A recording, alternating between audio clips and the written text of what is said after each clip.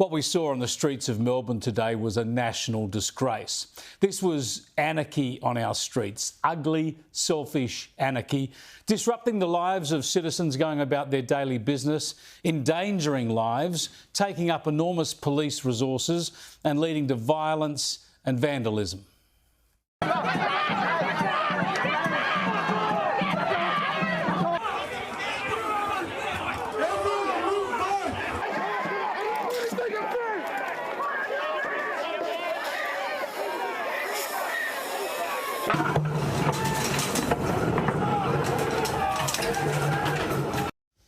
Now, the prime responsibility for this mayhem lies, of course, with the ignorant and disrespectful protesters themselves.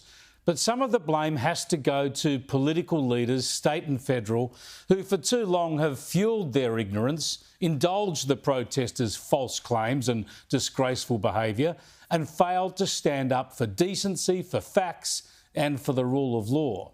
They've allowed people to chant "gas the Jews" or "where's the Jews" without any prosecutions. They've allowed people to celebrate the slaughter of innocent Jewish people with no repercussions.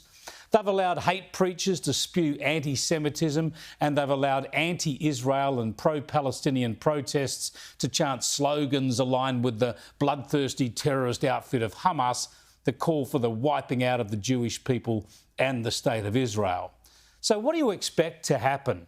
You get a mob like this turning up today and pretending they're protesting against war, against weapons and in favour of peace? Give me a break. Many of them turned up in balaclavas and ski masks. There was no snow there. They only wore those for one reason: to avoid being subject to OC spray when they came with intent to provoke, to attack. Yeah, the police commissioner said the police were attacked and even had feces thrown at them. And when it comes to the facts of the issues involved, the protesters have no idea. Do you want other countries to stop using weapons like this? I want a genocide state to stop using our weapons to kill children, yes. What blind ignorance. The current war in Israel is fighting again to defend itself, defend its very existence, after Hamas invaded Israeli towns in the south, slaughtered 1,200 people, women, children, babies, men and the elderly. They raped, mutilated, tortured and burned people, and they took hundreds of hostages. Dozens of them are dead. Up to 100 are still either held or murdered still, and they executed 6 hostages just last month, shot dead after being held in tunnels for 11 months. Israel is under attack from Hamas, Hezbollah, Iran, the Houthis and other Islamist extremist outfits who would rather die than allow Israel to exist. Yet these idiotic protesters pretend that Israel is the genocidal power.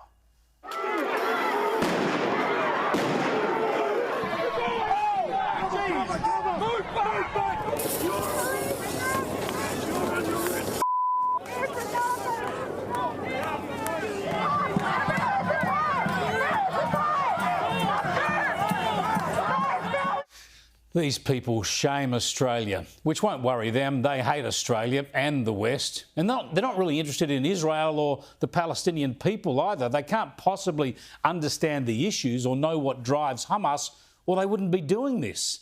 They're just out there to indulge a sense of juvenile rebellion that some of them never grow out of. They hate their elders. They hate what they see as the establishment. They hate capitalism, America, Israel, defence forces, the rule of law.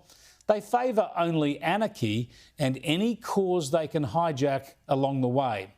Sadly, they're given succor by the Greens and by Labor's socialist left, and they're encouraged by nonsense from some United Nations bodies.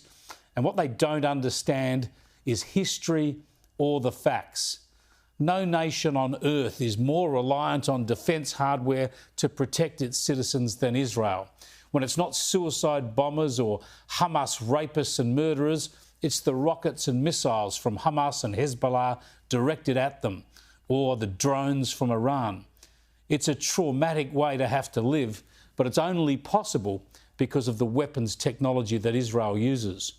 All these Melbourne protesters do, and protests like them around the world, all they do is amplify hatred, provide moral comfort for Hamas, and therefore extend the war, adding to the body count.